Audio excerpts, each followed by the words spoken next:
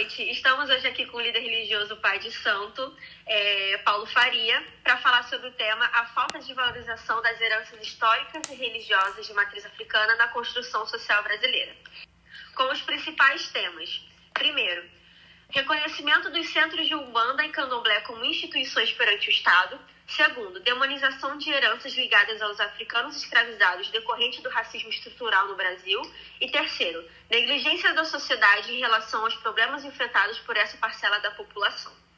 Esse é um podcast de perguntas acerca do tema para podermos tratar sobre esse assunto. Gostaria de apresentar nossos participantes do grupo. Andressa. Oi. Débora. Oi, boa noite. Maria Eduarda, que também é uma integrante do nosso grupo, mas ela vai ajudar a gente com a edição e não pôde comparecer hoje. E eu, Rayane. Esse é um trabalho para a nossa faculdade para a disciplina de Introdução à Sociologia e Antropologia do professor Vladimir. Você pode falar agora. Comigo, boa noite. Boa noite. Muito prazer. Meu nome é Paulo Faria, sou o Tato do Sumbonã, sou do Inzo de Quiamatamba. Minha origem africana é Angola, sou da nação de Angola, sou Angola de raiz, Tumbajunsara, foi a primeira nação a aparecer no Brasil, foi o primeiro candomblé do Brasil, então a gente preserva muito as nossas origens. Por isso estou aqui para orientá-los e ajudar no trabalho de vocês. Obrigado. Agora, muito prazer, a gente vai fazer algumas perguntas do tema, tudo bem? Pronto para responder. Primeira pergunta eu vou fazer para o senhor. O senhor já percebeu episódios de preconceito ou discriminação relacionados à sua religião? Poderia relatar algum, se houve algum? Nossa, falaria que infinitamente, são muitos. Infelizmente ainda são muitos. Hoje em dia, assim, o candomblé está mais difundido, ele está mais divulgado, mais aceito, né? A gente está cada vez mais através das televisões, das mídias abertas e fechadas, das mídias sociais, a gente consegue difundir melhor o candomblé e encontrar maior aceitação. Mas eu já enfrentei muitos preconceitos e já vi muitos preconceitos enfrentados pelas nossas roupas, pelos nossos movimentos, nossas idas e vindas. O candomblé está sempre com as portas abertas. Quem for de outra religião, de outro lugar, é sempre muito bem recebido dentro do candomblé, com o mesmo carinho que tratamos a todos. Agora, o candomblessista ele não pode chegar numa igreja com uma roupa de candomblé e entrar numa igreja que ele vai ser discriminado. Infelizmente, é fato, entendeu? Você tem que ser candomblessista. Há bem pouco tempo, eu trabalho com eventos, trabalho com show. Há bem pouco tempo, a maioria das pessoas que eu trabalho, ninguém sabia que eu pertenço ao candomblé. Hoje em dia, está na moda ser de candomblé, legal, todo mundo tira onda porque é de candomblé. Mas eu estou nisso há 60 anos, né? Comecei em criança, estou de 60 anos dentro do candomblé. Então, já enfrentei muitos preconceitos. Muitos. Sim. Inclusive no bairro onde você faz candomblé, fora de comunidade, como o meu candomblé é num bairro fora de comunidade. Agora não existe mais preconceito, mas já enfrentou muito. Sim, é porque antigamente, hoje em dia ainda há, né, muita demonização acerca dessa religião. Mas eu acho que hoje em dia o acesso à informação é um pouco maior do que antigamente, porque antigamente o pessoal ele criava coisas na cabeça, assim, coisas surreais. Sim, o candomblé era tido como uma religião de bruxaria, de coisas ruins. Até porque acontece sacrifício de animais e é completamente distorcido o que acontece nesse sacrifício de animais, né? Eu lembro uma referência que teve em uma novela muito famosa da Globo, na novela Tieta. Uma das personagens ela era uma mãe de santo e ela tinha um terreiro.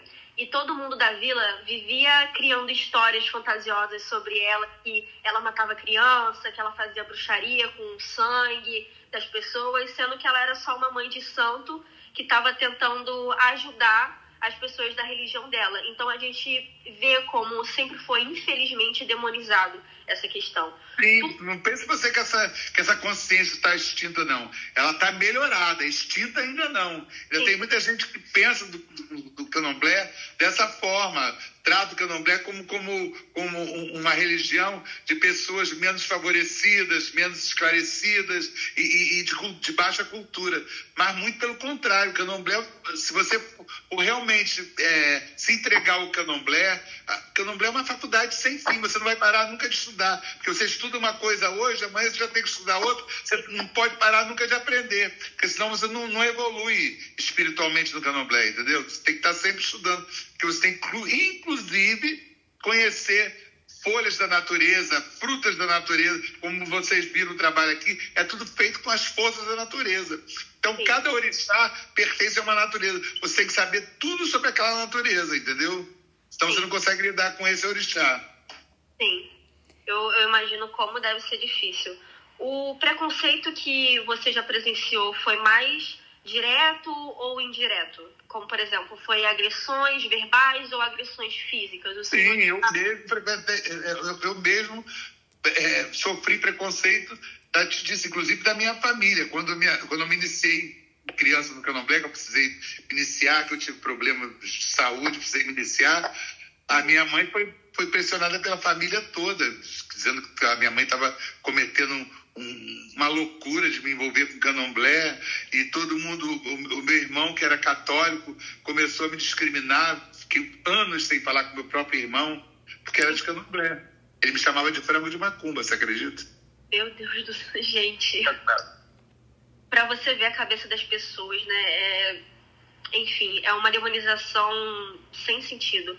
O senhor já procurou ajuda ou denunciou algum desses episódios?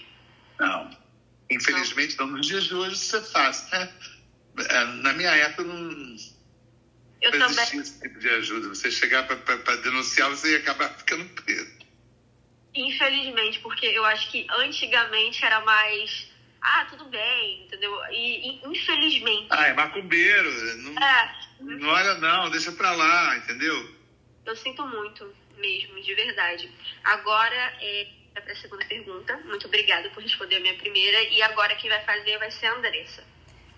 Quais são as principais dificuldades enfrentadas pela sua comunidade religiosa no dia a dia? Muitas, né? A principal hoje, na minha comunidade, eu não tenho esse problema. A principal hoje em dia é que existem terreiros que estão em comunidades de facção evangélica. Então, terreiros que existiam naquela comunidade há 50, 60, 80 anos, são obrigados a fechar suas portas ou então serem depedrados, tudo quebrado. Eu tenho senhoras que eu respeito demais, que são o meu exemplo do candomblé, das minhas matrizes, das minhas raízes, inclusive, que estão em depressão, porque tiveram seus terreiros todos depedrados, não conseguem continuar com seus candomblés, ela não pode ir lá acender uma vela para o santo dela, não pode cultuar nada, porque se cultuar é espancada e expulsa da comunidade. Então, quer dizer, essa pra gente é a maior dificuldade. A outra dificuldade é a própria violência que a gente está vivendo, porque o candomblé, normalmente os rituais de candomblé, às vezes vira à noite, fica durante a madrugada. Antigamente as casas de candomblé, pelas comunidades, pelo menos, eram respeitados. As pessoas da comunidade, vamos dizer melhor, as pessoas do tráfico, tudo, tinham medo de respeitar. Hoje em dia não tem nada disso, não tem respeito. O ser humano perdeu o bom senso completamente, perdeu a noção de respeito. Então, os nossos rituais estão tendo que ser mudados por conta de a gente não poder praticar as coisas com liberdade pelo perigo que está acontecendo em volta, entendeu? Sinto muito. Nesse momento são as maiores dificuldades, né? E essa coisa de a gente precisar, às vezes, utilizar animais que depois viram alimentos, né? As pessoas ficam pensando que a gente faz aquela coisa, que mata animal para sacrificar alguém, porque matou bicho. Bicho, só se você for vegano ou então vegetariano. Mas você não come uma carne, você não come um frango. Aquele frango depois vai virar alimento da comunidade. Sim.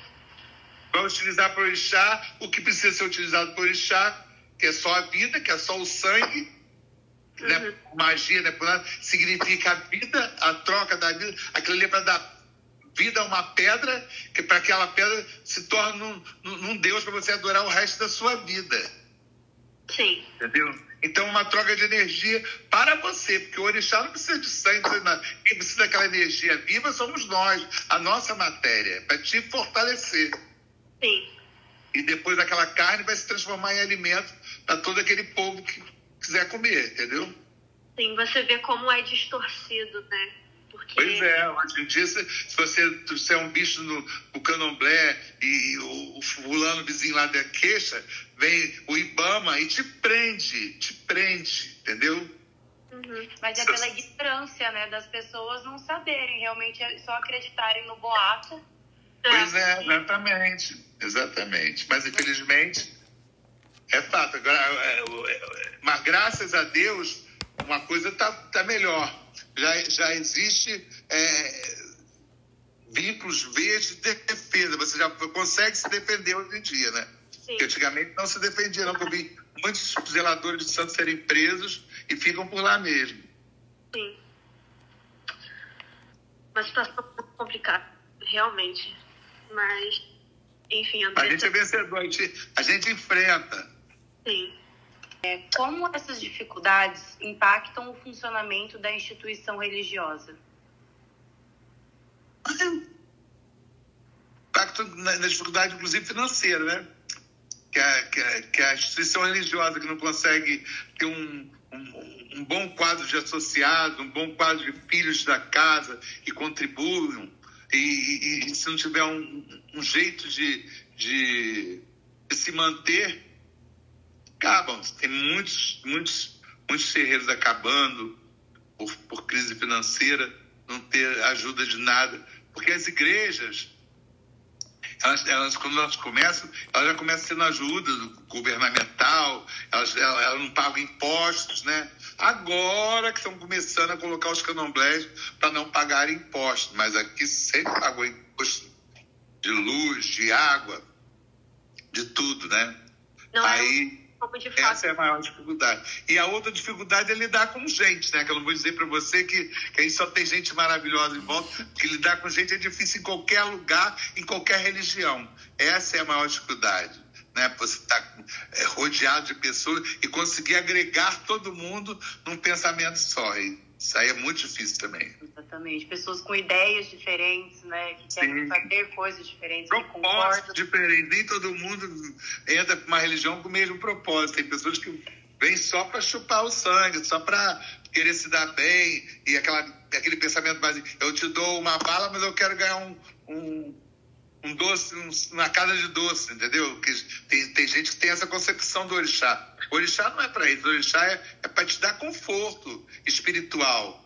O que você quer conseguir na vida, você tem que ir à luta da tua vida. Ele pode até te dar caminho, te ajudar a ter um caminho melhor. Mas se você não fizer por onde, você não vai ficar esperando cair do céu. Né? Então, infelizmente, tem essa consciência também dentro do nosso próprio meio, entendeu? Sim. Infelizmente, assim, todo lugar, assim como há pessoas boas, com boas intenções, também há pessoas com mais intenções. Sim, claro. Sempre, infelizmente. Eu vou fazer aqui a quarta e a última pergunta para a gente finalizar. Existem ações ou estratégias que a instituição adota para lidar com preconceito? Sim. Hoje em dia, inclusive, eu trabalho num projeto que chama-se Unificação de Terreiros. Tá? Eu faço alguns eventos de rua, eu faço a procissão de Iemanjá na Lapa todos os anos, dia 2 de fevereiro, entendeu? Através do IPELSE, dos blocos afros, das salas de baiana da escola de samba, e pessoas religiosas, grupos ciganos, entendeu? Andarilhos e pessoas interessadas em cultura negra. É uma passeata muito grande. A gente sai da Lapa, vai até a Praça 15 com os balaios de presente para os ziabás, é uma coisa linda demais. Eu adoro fazer esse evento, fico louco quando chega 2 de fevereiro. E eu faço um evento de praia, dia 31 de janeiro, no encerramento de ano. Eu amo muitas pessoas na praia. É um evento lindo também, de ofertório para Iemanjá, para todas as santas, para todos os santos e todos os segmentos. Eu, quando estou na praia no final do ano, eu louvo todos os segmentos, da Umbanda ao Candomblé. entendeu? Para unir todo mundo. E hoje em dia, assim, o Candomblé está muito mais consciencioso, ele consegue ter, a gente já é federado, a gente tem CNPJ, entendeu? Então, mudou muito essa história, né? É coisa mais tranquila.